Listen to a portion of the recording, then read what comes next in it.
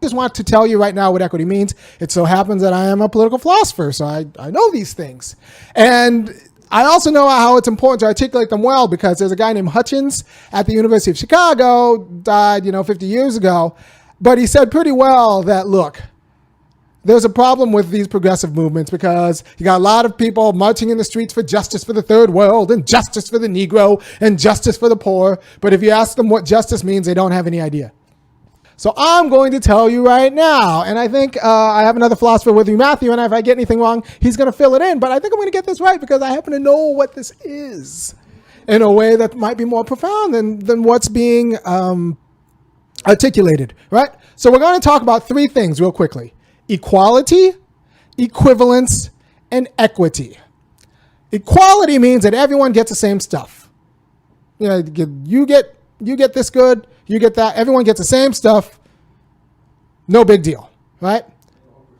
Now, equivalence, that means you get the things you need. There's an equivalence of burdens and benefits. That means if I'm hungry and you're hungry, we both get the food we need to be full. That might not be equal. For example, if I didn't get lunch and you got lunch, for us to be equivalent in our burdens and benefits, I need to get more food than you, right? That's equivalence.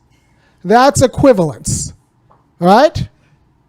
So equality means everybody gets the same stuff. Equivalence means that we have the same burdens and benefits, but we get different stuff. Equity is the unity of both of those, which suggests that you get what you need, equivalence, in a way that transforms and aims towards equality. In other words, I give you the food you need, the unequal amounts, because I didn't eat lunch and this person ate lunch. But then we have to talk about the structures of why aren't you getting lunch? Right? That's equity. It's not just equivalence. Equivalence is what you get with charity. Charity, if you're hungry, the person who's full feeds you. That's great. Equity feeds you, but then asks, all right, so what do we need to restructure so that you're not hungry anymore?